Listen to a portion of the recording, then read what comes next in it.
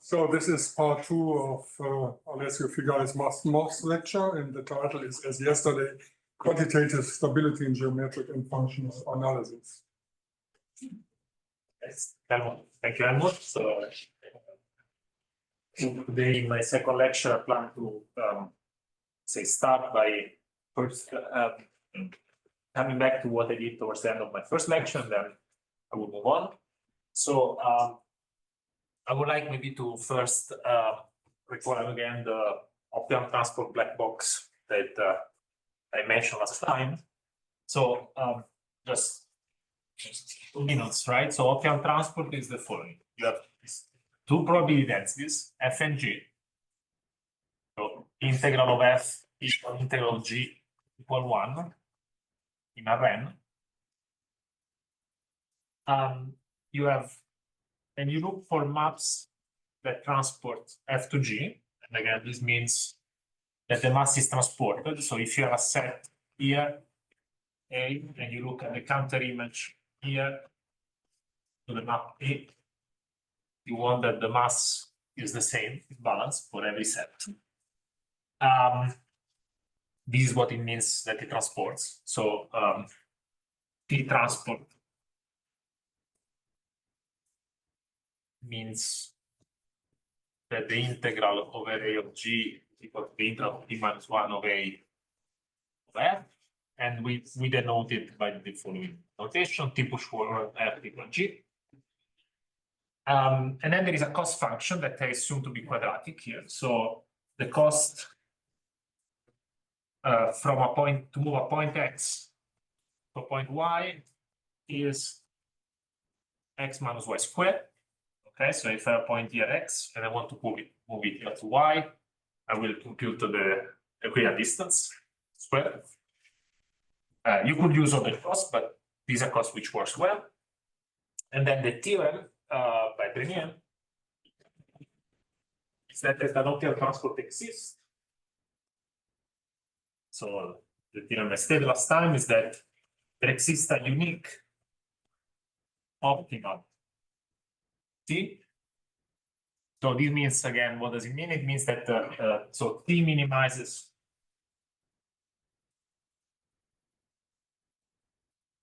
the cost, the total cost, the total transportation cost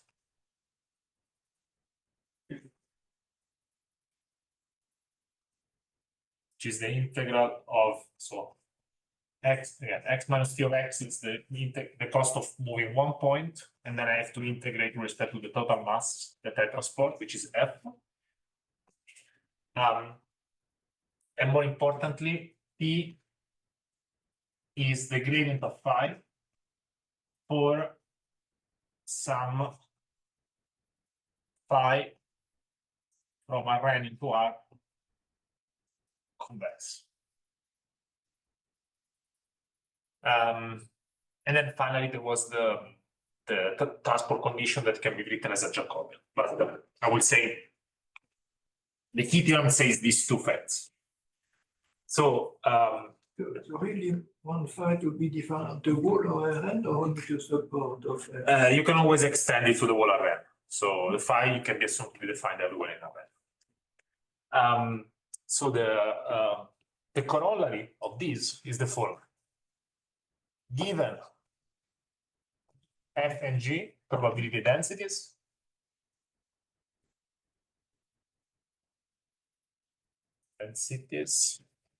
there exists phi convex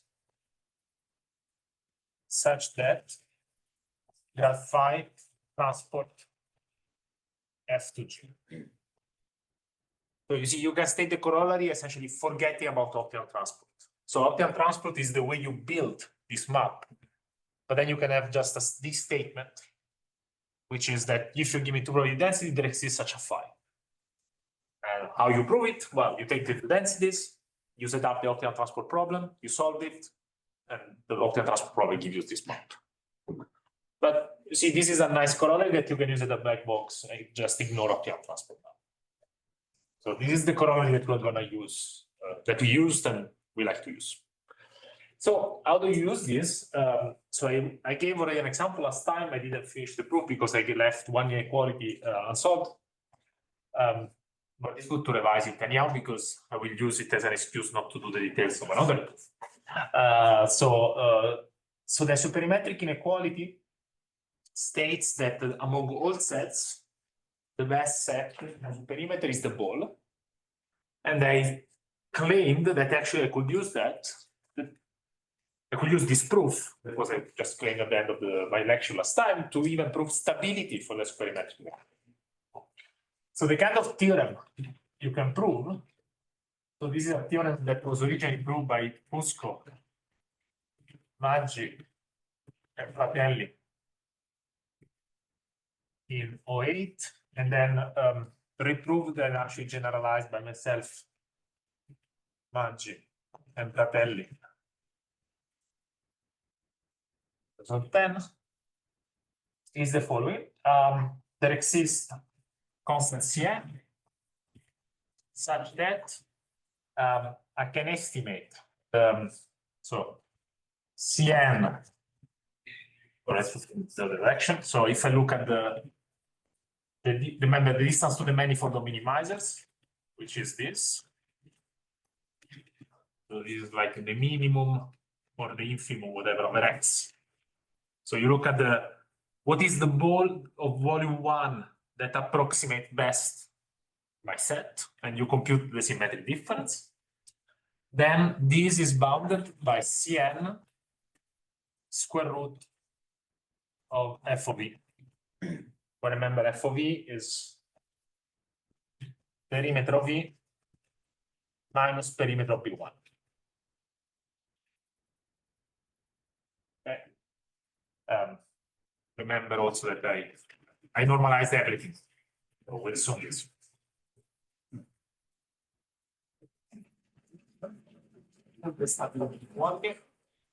And I mentioned last time already that this square root is optimal because you can test it just with ellipsoids. Just plug E to be on an ellipsoid very close to the ball, and then you see that the behavior is the best you can get.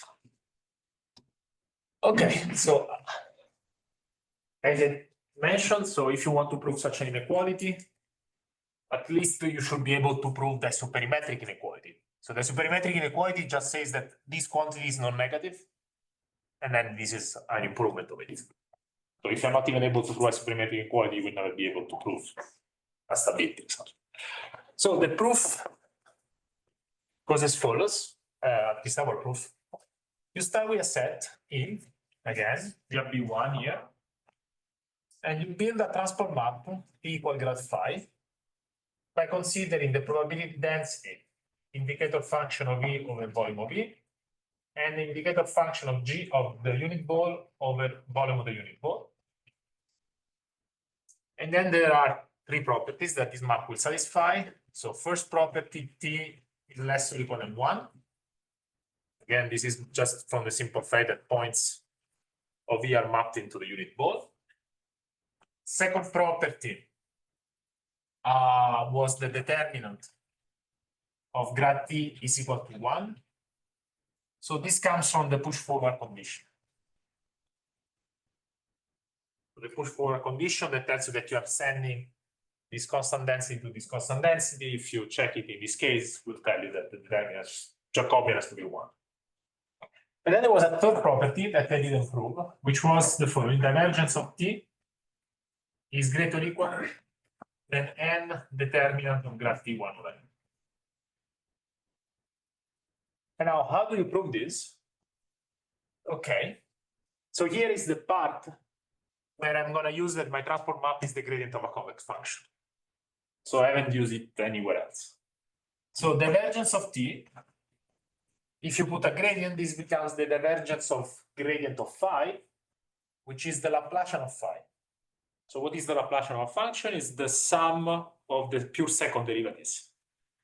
So you see that you have the action of phi, which is a matrix, and the Laplacian is the sum of the entries. But the action is always a symmetric matrix. So up to changing coordinates, you can make it diagonal. So in a system of coordinates, you can always write it as lambda 1 up to lambda n and all zeros elsewhere. So the Laplacian will be the sum of the lambda I. Okay. And now phi is convex. That's what the theorem of René tells me. And convex functions are functions whose Hessian is non-negative definite. So all these numbers are non-negative by convexity. Which means that here I have a sum of non-negative numbers. And now a sum is greater than n times their product to the 1 over n for the arithmetic mean, geometric mean inequality. Okay? And so this is n times the arithmetic mean of the numbers. So this is AMGM inequality. And now the product of the eigenvalues is the determinant. So this is n times the determinant of the Hessian of phi. And then we have exactly what we want. Good. So this is our inequality. I have 1, 2, and 3. I keep them there because we use it. And then let's write the proof. So again, the perimeter of E is the integral of the boundary of E of 1, greater or equal to the integral of the boundary of E of the modulus of T, because of property 1, greater or equal than the integral of the boundary of E of T scalar product with the unit outer normal. So nu of E will be the unit normal. So that here again is now the flux. So this is a unit vector. So this is a pointwise inequality. And now this is the flux. So this is the integral over E of divergence of T.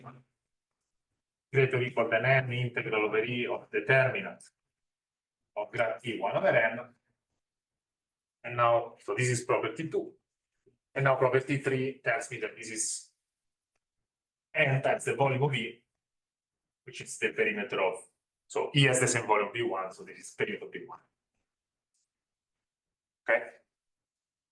So here I'm using that the volume of E is equal to the volume of V1. Here. Okay, so this is property 3. Sorry, here I use 3, my bad. And here I use 2. Okay, so now what is my, so this proves the inequality, and my f of E is the gap between this number and this number. So if I estimate this minus this, it means that the difference between these two numbers will control the difference between each of these inequalities. So every time I've done an inequality, how much could I go down is always going to be bounded by how much I went down from here to the last inequality. From this proof, I get two facts. Property 1, f of E controls the difference in the first inequality, integral over the boundary of E of 1 minus the modulus of T. And then property 2 is that f of E controls the gap in this inequality, integral over E of divergence T minus n determinant grad T1 over. I have these two informations, please. I have one more, but I did not use it. Okay. So I want to use these two informations now. So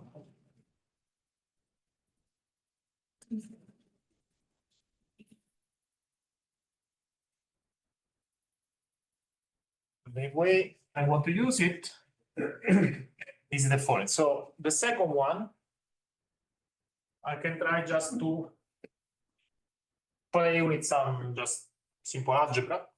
So I have the integral of this quantity, and this quantity is pointwise non-negative. And because of this. So what I have is that f of E controls the integral over E. So pointwise, I have the sum over I of the eigenvalues of the Hessian minus n, the product over I of the lambda I is 1 over n. And this product, in addition, is 1 because of property 2. So actually, this is a number which is 1. Okay, and now you just can do a simple lemma. You give me n numbers, A1 and non-negative, real numbers, and you assume that the product is 1.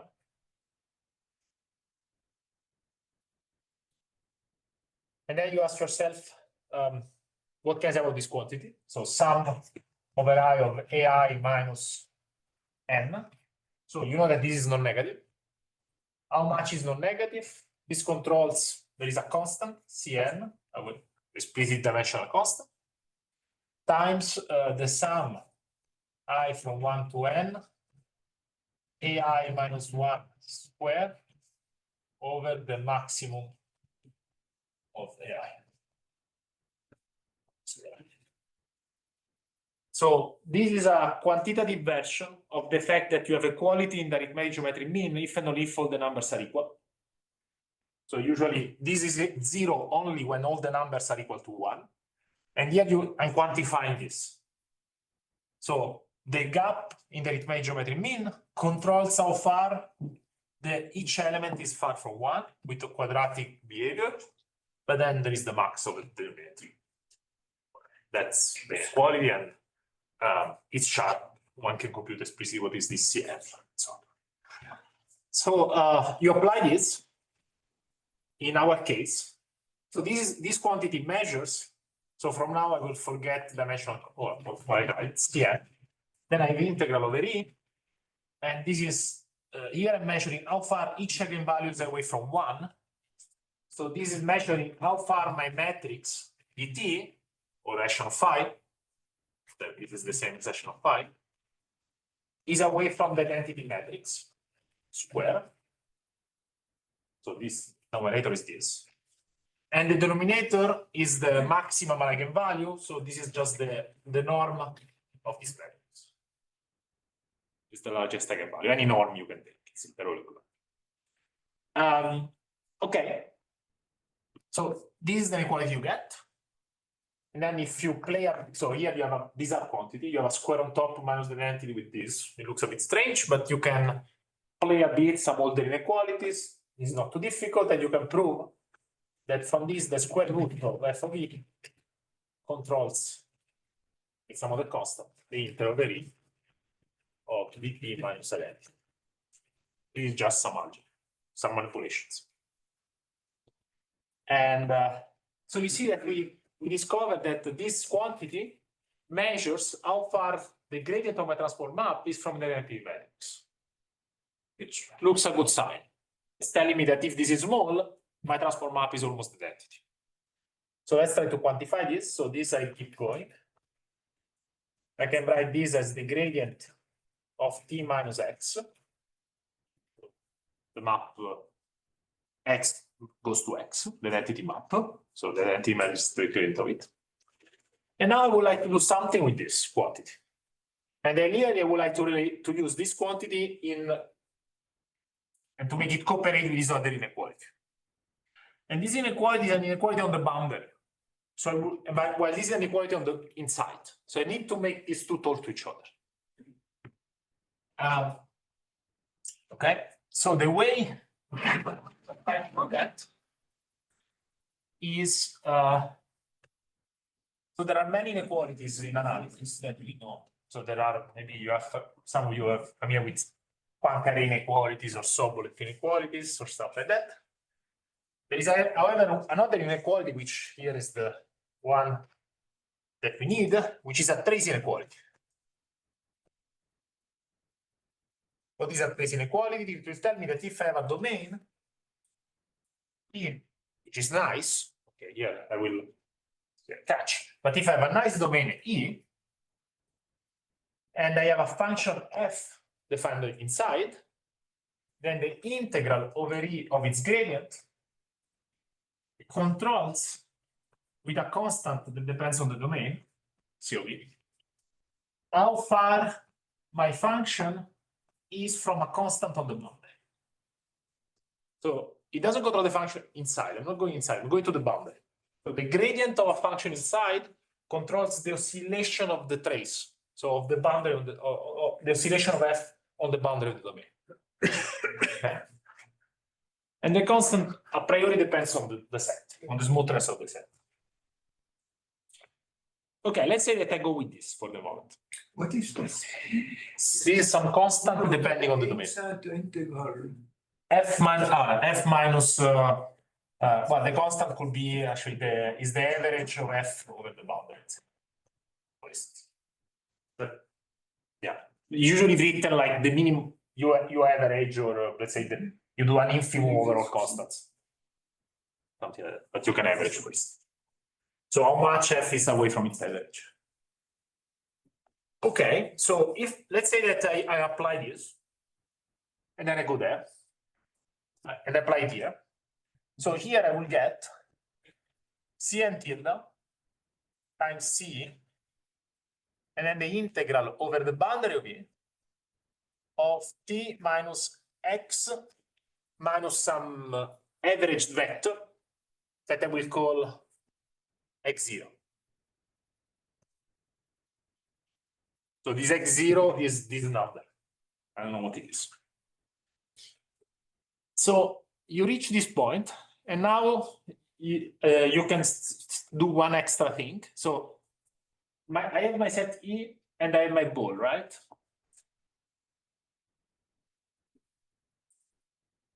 So this is E, and this is the ball. One. So if now I move E in the space, what will happen to the transport map? The transport map will be, so if, suppose that I know what is the transport map from E to this ball, and now I move E somewhere else, so I translate E.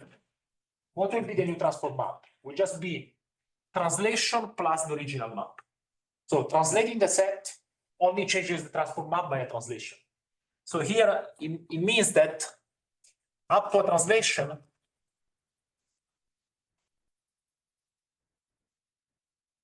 I can assume that x0 is 0. So I can kill this number. So up to translating my set E, I can assume that there is no translation here. Okay, so I can always translate my set E. This doesn't change its shape. Okay, so now I am in this situation, and you see this looks okay, rather good and rather bad for the reasons. But here I have now that this error controls how far t is from x on the boundary, and here I have how far t is from 1 on the boundary. So I could do triangle inequality between the two inequalities. So just combine this inequality with that inequality. So combine the two inequalities. So the one above plus 1. So you just apply triangle inequality. So notice that here 1 minus t is the same as the modulus of 1 minus t, because t is less or equal than 1. So these are non-negative form. So you just do triangle inequality, and what you get is that up to a constant. Let's see, how can I write it? Maybe, okay, up to changing constants, you will get that the square root of f of e controls some other constant, Cn bar, C will be some small constant. Then you have the integral of the boundary, so you have t minus x and 1 minus t, you get x minus 1 by triangle. This controls how far t is from 1, this controls how far t is from x, so this controls how far x is from 1. Okay, and now we're essentially done, because this is my ball. Let's say this is my E. And I'm telling you that I can control on the boundary the modulus of x minus 1. So if this is the origin, what is? So x is this point, and then x minus 1 is going to be exactly this length.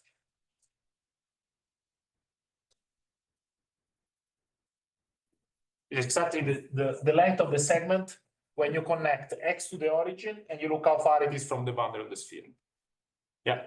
There was a square root FE there and no square root there. Right. So F, you have to think that F is small. So square root is larger. So I put the worst case scenario, right? So let's say if this is true, it's true even with a square root, because that's bigger quantity. So there, you have to think F is small. Yeah.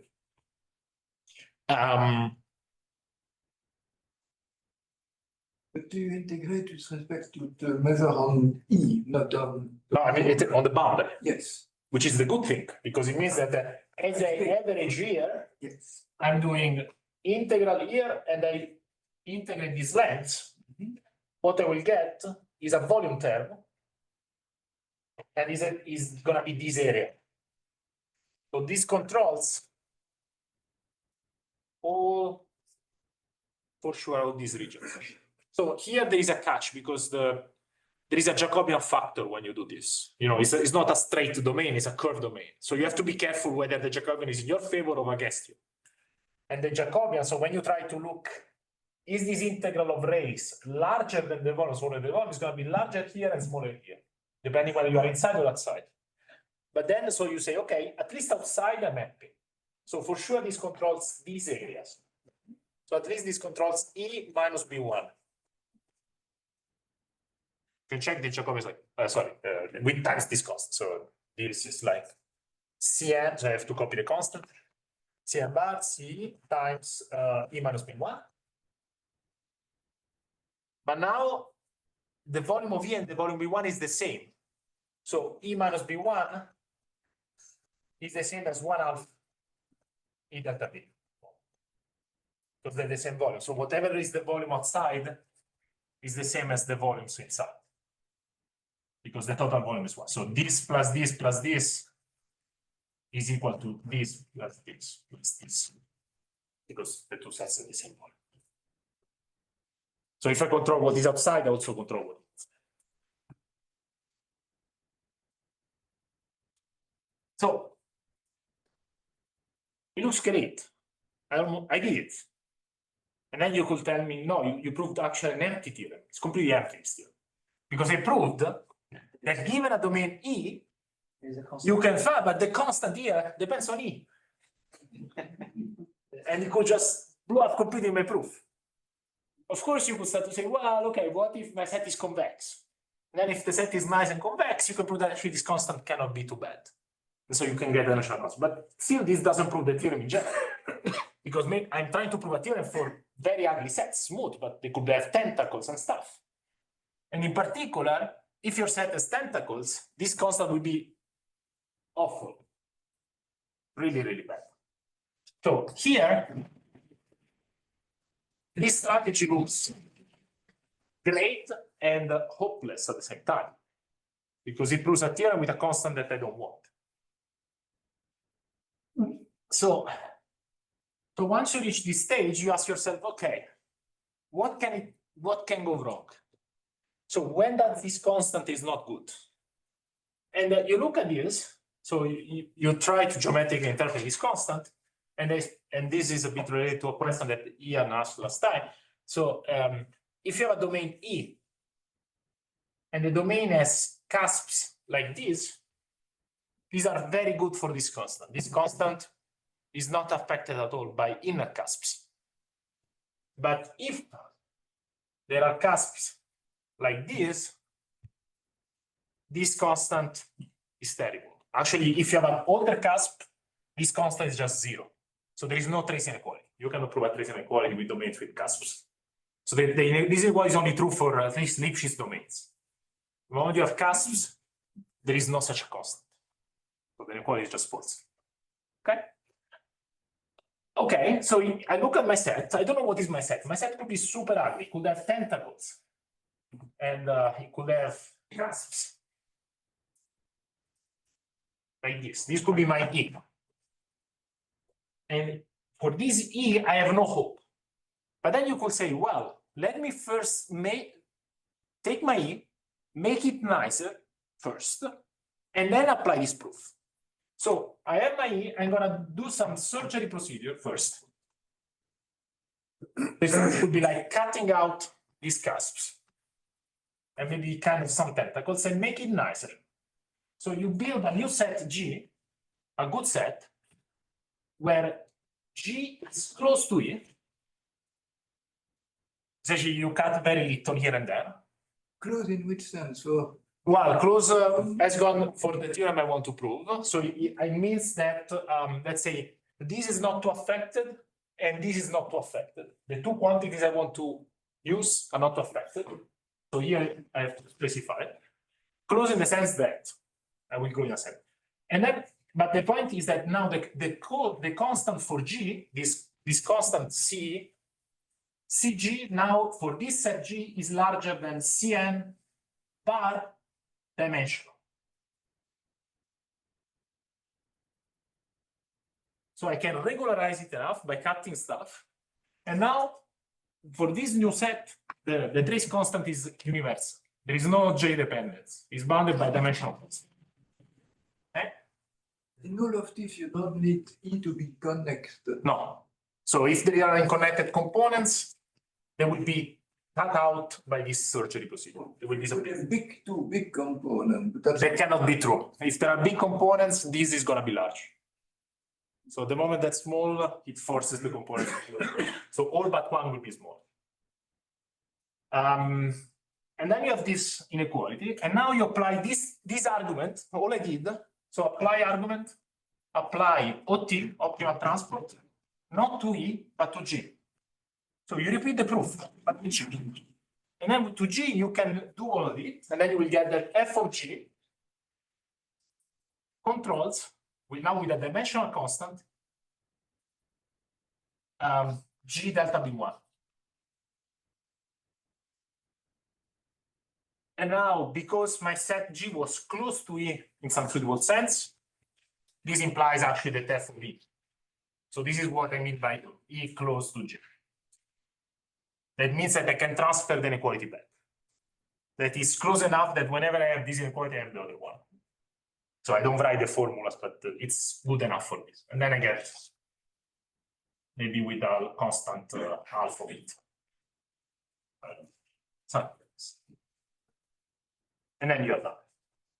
So this is, I think, we'll say the core of the proof. As an anecdote, I can say that when we first proved this reduction argument, at some moment we had to build this set G. And then we didn't know, we thought a lot, we found a construction which was very elegant, and it was based at some moment on Sobolev, maximality argument. And then I told this to Cedric, who was my PhD, Cedric Villani was my PhD advisor at the time. And they look at me and say, "You're an analyst. You cannot use Sobolev. Go back to your office and find a new proof." And then we found a new proof without Sobolev. But I needed a maximal element at some moment. I said, okay, I can apply Sobolev. And then he said, no, you're not allowed. Go back. And that you cannot do. So our proof doesn't use it. Good. So that's how we prove stability. And now what you could ask, and I don't have an answer to that, is in our theorem, so there is the final theorem, whatever, there is this constant that you can put here or you can put here. And you can ask, what about this constant? Is it explicit? How does it go in the dimension? So our constant is explicit. You can track everything. And this goes like a polynomial in n. You can optimize it to, I think, to n to the minus, I don't know, depends on normalizations, because it depends on the normalized quantity, but it's a, I don't know, n minus 5 over 2, something like this. Some polynomial with some exponent, which is not too ugly. Minus, it fits. Yeah, because I put it here. Ah, okay. So this one would be Cn tilde is to go what is worse and worse in the dimension, and maybe it's something like this. And there is an exponent, it doesn't matter too much. But the only comment I want to make is that the exponent we get is not the sharp exponent.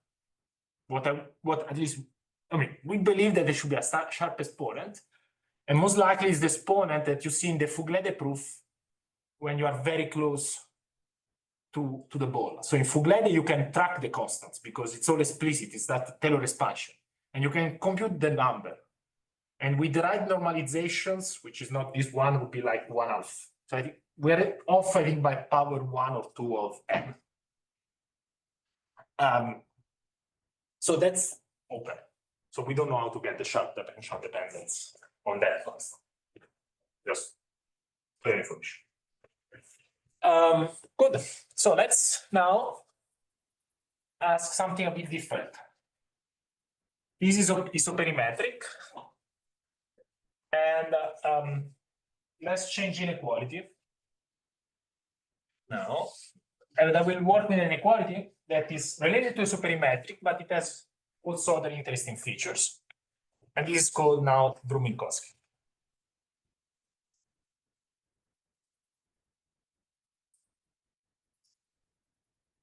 Actually, some of you already heard a lot about Minkowski here because of Peter. There will be some repetition. So Brunn-Minkowski inequality is as follows. So you have two sets now, A and B in Rn, positive volume. And then you have a parameter T between 0 and 1. And you look at the convex combination between the two sets. So you look at the volume of TA plus 1 minus TB. So what is this? This is the set. So TA plus 1 minus TB is the set that you obtain when you take convex combination of points where little a is in capital A and little b is in capital B. Okay, so you have your set A, your set B, and you take all possible segments within them, and you look at the points that when you move only by a factor T along the segments, and you will be that new set here. Then you look at the volume of this set, and the Brunn-Minkowski inequality tells me that the volume to the power 1 over n is larger than T, the volume of A 1 over n, plus 1 minus T, volume B 1 over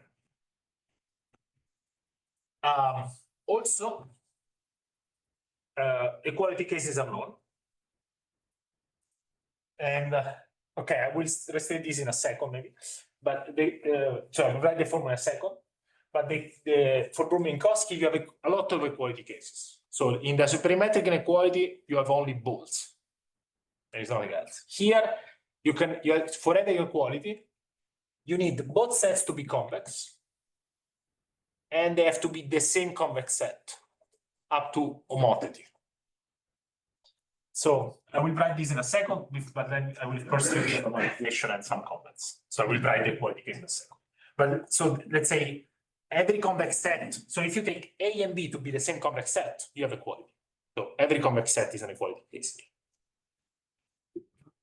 And equality cases, convex sets are much more than bolts.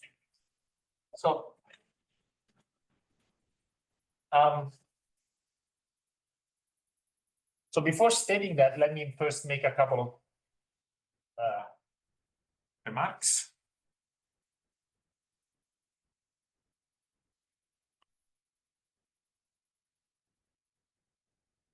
So the first remark is that Brunn-Minkowski, so remark 1, Brunn-Minkowski implies isoperimetric. So if you know that, the isoperimetric inequality is like an immediate consequence. Why? It goes as follows. So let me choose the right set. So I'm going to say, so I have my set E for which I want to prove the isoperimetric inequality. I take E equal B.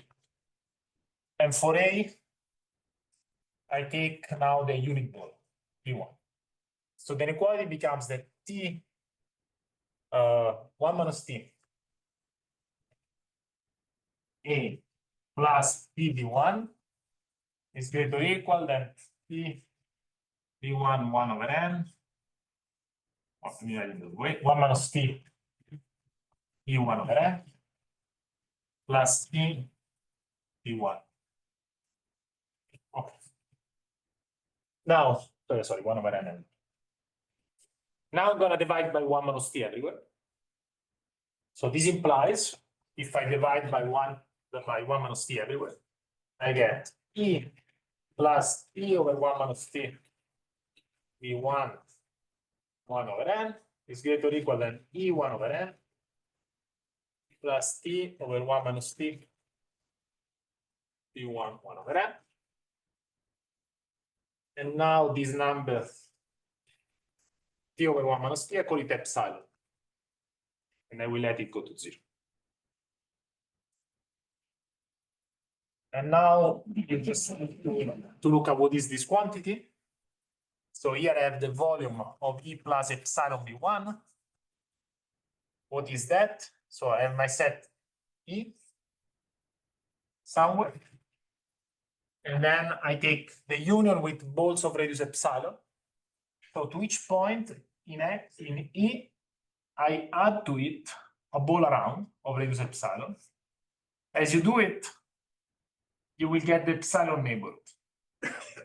So this is my E plus epsilon B1. So the E plus epsilon B1 is the epsilon neighborhood of E. And so its volume is the volume of E plus the volume of the neighborhood. And the volume of the neighborhood is at the first order is the perimeter of E. And then you have higher order connections.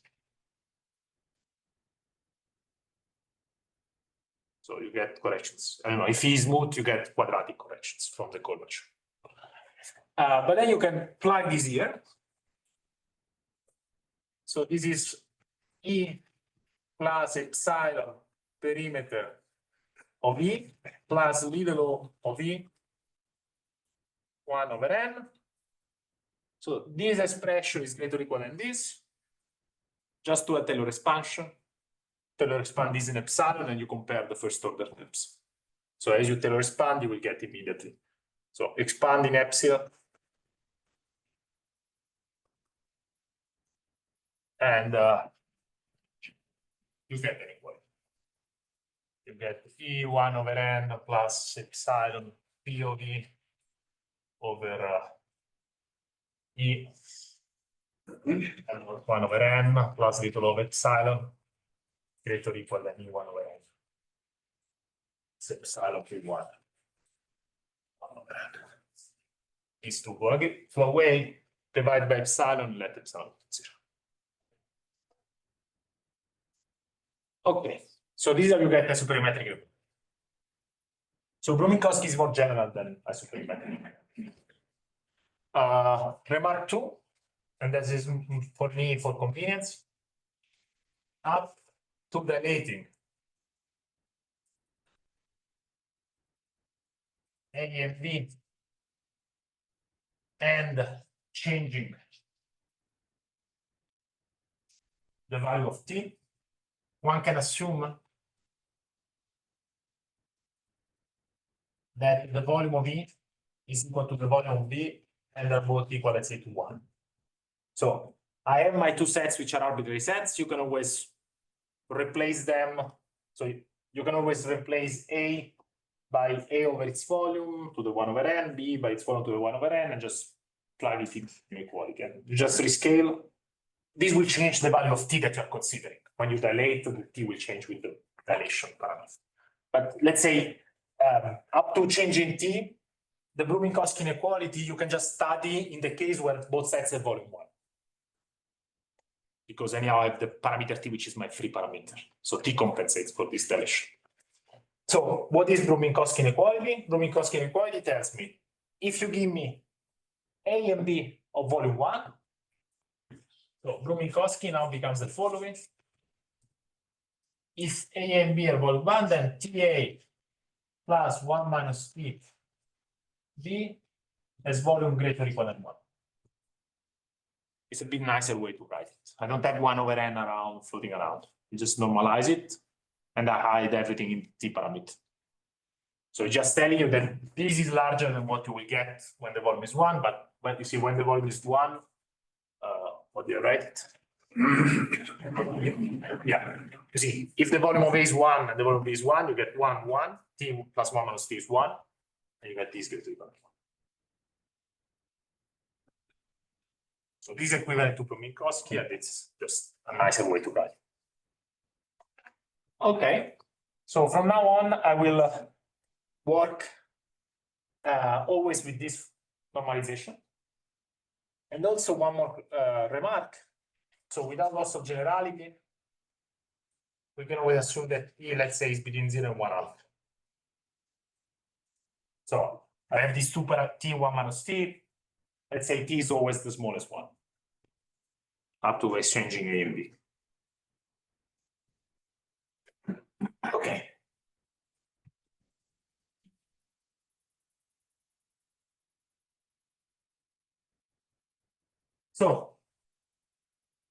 So now we have, so what is the inequality? So I have my functional f, which is defined on X, which is the space of couples A and B sets of volume 1. So this is my space with values in R. And the inequality takes the couple A and B, sorry, F subscript T, and it maps it to volume of TA plus 1 minus TB minus 1. This is the setup of last lecture, right? I have some inequality, F. So this is in here I have a one parameter family of inequalities because I have the parameter T. I have a family of inequalities that takes a couple of sets and compute the volume of their semi-sum minus 1. So the Brunn-Minkowski inequality tells me that this is not negative. And now I want to understand the stability of this inequality. What can I say when this quantity is small?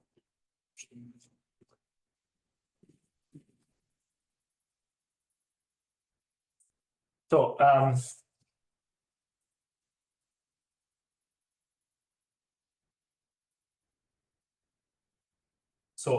fact Ft of AB equals 0 implies two things. One, A and B are convex.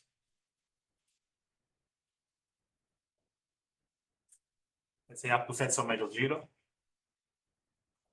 Two, A is equal to B, up to sets of measure 0.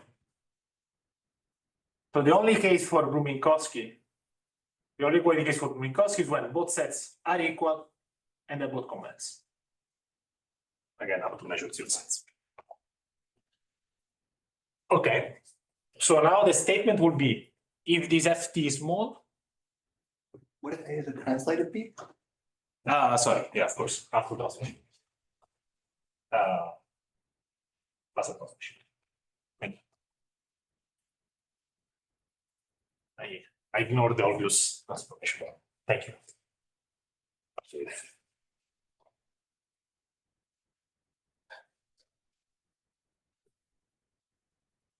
Up to translation, they have the same set and they are convex. So, what do you like to do? You would like to say, if this is small, these two properties are essentially true.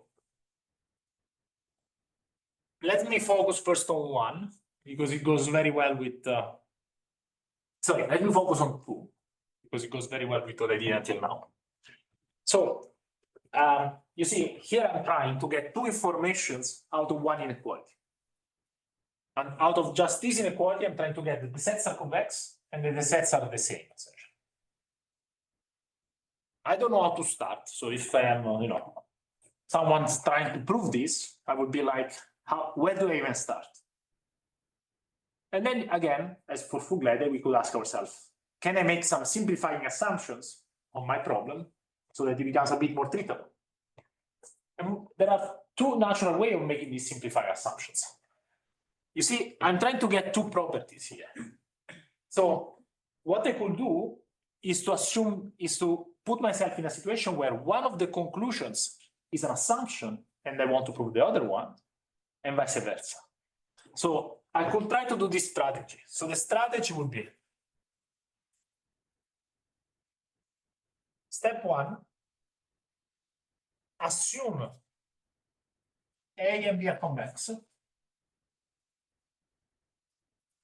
and prove that A is equal to B plus a translation. So I assume one part and then prove the other one. Or I could do the opposite. Assume directly that A is equal to B, so they are the same set in Brunn-Minkowski. Prove that A is convex.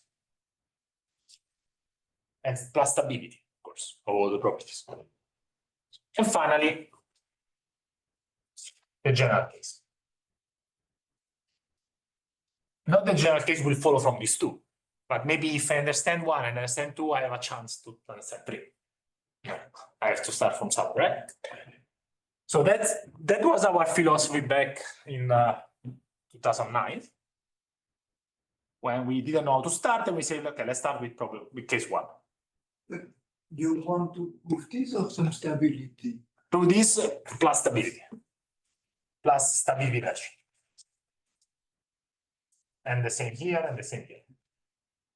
Of course. Yeah, thank you. So,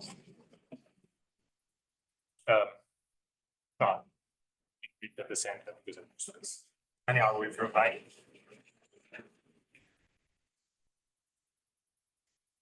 So,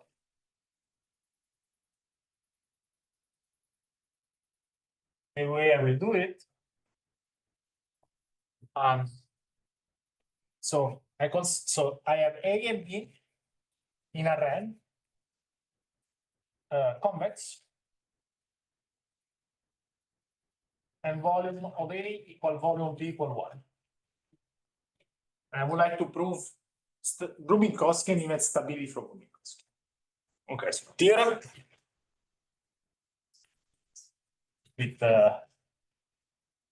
Maggi and Fratelli around 2009 or 10, 2009, 2010, is that there exists a constant such that minimum over x of A delta B plus x is controlled by Cn square root of Fp of A and B. So same as before, stability with square root. And see depending on T also. Sorry, of course. Yeah. Sorry. So of course, as t goes to 0, the inequality will fail because as t goes to 0, you lose informations. Brunn-Minkowski inequality is empty for t equals 0 because you are just doing the sum with itself. In fact, there is no sum. If t is 0, you're just taking b back. So it's not useful. So of course, the inequality is degenerating, and so there is an effect using it to this. Degenerate even when t goes to 1? Yeah, but t is between 0 and 1/2. T is between 0 and 1/2. I did it on purpose so that I didn't have to take the minimum. Absolutely. Maybe I rewrite it. Yeah, Thank you. lost that. Yeah, so it degenerates at the two extreme points. Yeah, that's why I assumed Symmetric. I assume that t is never more than larger than 1/2. So this proof will not surprise you at all because it's like this really. You can adapt the octave transport proof for the isoperimetric inequality. So the proof is very similar because what you do is the following now. You take your set E, A, you take your set B, you say, okay, let me take the octave transport map, T, between the two sets. And now I'm gonna consider the map. So if this goes X, this is T of X. I will consider the point T of X, which is the convex combination. So this is 1 minus T B, so T of X plus Tx. And now with this definition, so if I move along this segment by this amount, you see that TA plus 1 minus T B contains all these points. Because x is in A, little x is in A, T of X is in B, so this point is in this combination. So this contains the image of A through this map. Okay, so this is a subset, it's not all the sum, right? Because the semi-sum, you can take any couple of points. Here I can only take combinations of this transport. I'm taking much less. A priori, I'm taking much less. And now you play with the map, bit as I did before.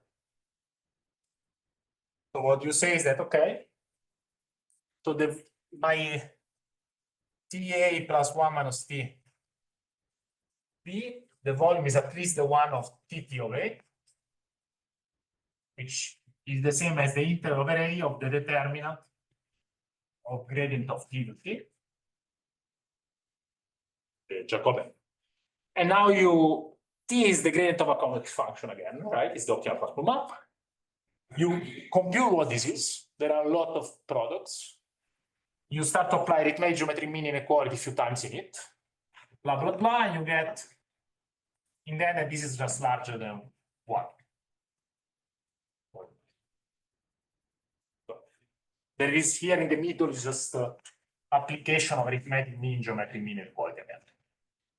Applied in a bit more tricky way, because you have a lot of products. It's the determinant of a sum of matrices. So when you develop the product, there are a lot of terms. So it works. You just apply this a bunch of times. And now, so you notice that, but just so, your quantity now, Ft of AB, which is the difference between this and this, controls the error between the volume of A and A, is TT of A and A, which is exactly the gap between these two inequalities.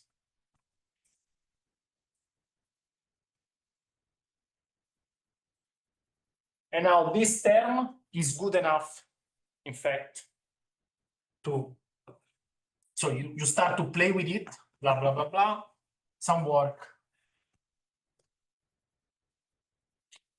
And then it goes. And it's actually easier than the supermetric case, because now the sets are convex. So for the trace inequality, it's actually much easier. So these are easier proofs. The paper is simpler, the proof is simpler. So these are easier case. So this is how you approach this case. You repeat optimal transport. But the beautiful part of this kind of problems is that you think you have done it because you got the tool, and then you ask yourself, okay, let me look at case 2 now. So I know how to do case 1, fantastic. We could do it essentially immediately. Now let's look at case 2. Case 2 is assume A equal B, prove A convex. Let me discuss this in the next 2-3 minutes, and then I will leave the suspense for right. So a quick question, can you repeat how you use convexity in the proof here? Or use convexity to justify that you can control the full distribution Laplacian of. So if the map is not convex, if the target is not convex, the map could have some. The transport map could be non-smooth. So the transport map already. Right. So if you just want to prove the inequality, you don't need it.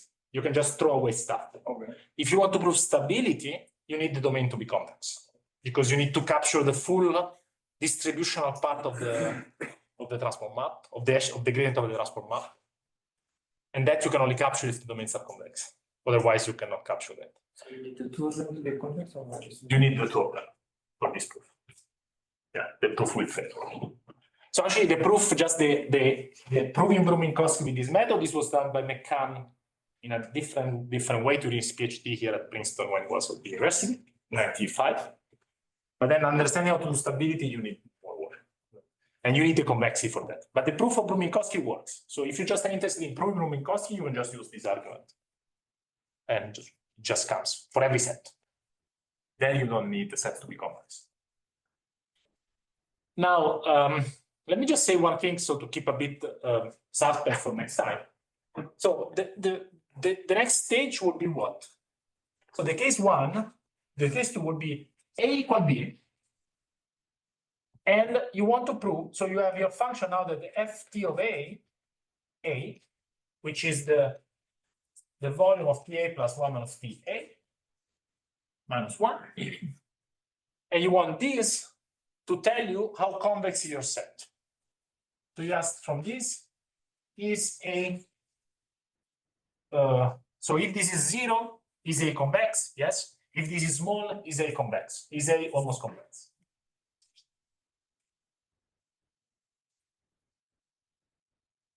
Okay. Thanks to that point. Will you tell what almost convex means? Sure. So let me just give you an example. If I am in dimension 1, and I take t equal 1/2,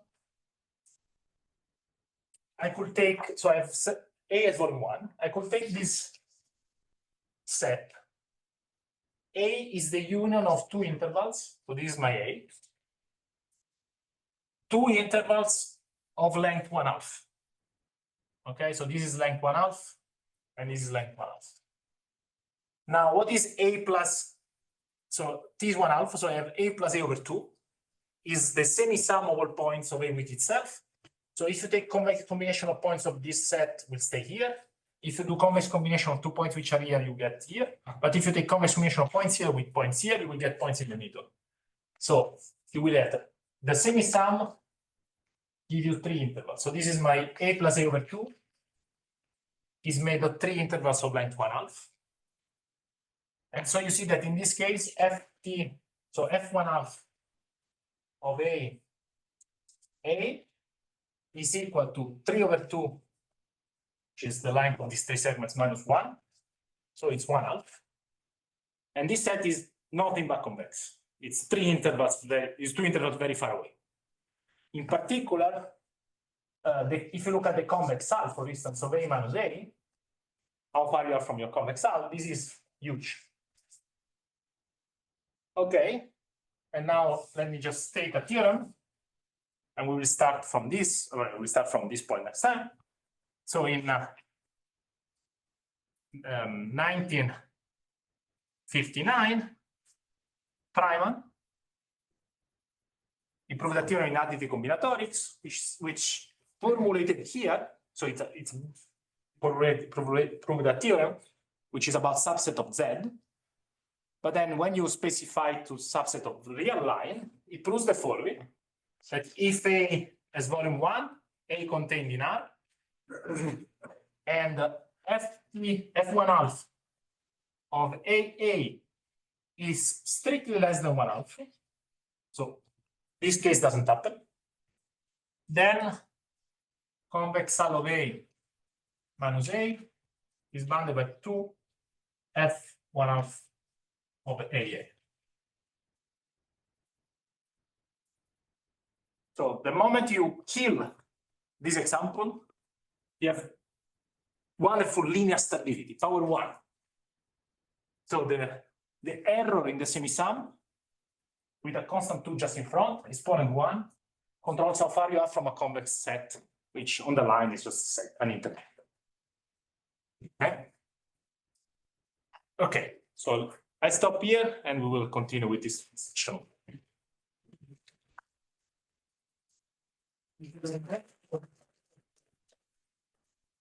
Questions? Almost convex, we think about volume of convex hull minus. Exactly. So in this case, actually, Brunn-Minkowski is even better than isoperimetric, because while for isoperimetric, you can always take small bolts here and there and add them. For the semi-sum, you cannot do it. The moment you add even 1 point, the semi-sum will capture the presence of this point. So you cannot have points floating around. So you really go, you can really compare how far you are from the convex hull, from the outside. So let's say a convex set minus a set of measure 0 will give equality in Brunn-Minkowski, but a convex set plus a set of measure 0, adding a set of measure 0 somewhere else, will not give equality in Brunn-Minkowski. So added points is not the same as removing points, not the same value. Yeah. So I recall Feynman's theorem for the subsets of integers. Right. He proved this version from that. No, but it's immediate. So I will discuss it a bit, but it's essentially proving this for integers is much more difficult than proving this for R. In fact, you only need a baby version of it. I will mention this last time. So when I first saw it, when we started to work on this, then actually I mentioned this problem. This was in around 2008. I was thinking about it 2009. I was visiting iPad. And then I mentioned that I was thinking about this to Terry Tao, and Terry just say, oh, but this is Feynman's. You know, he just say, this is Feynman, one dimension.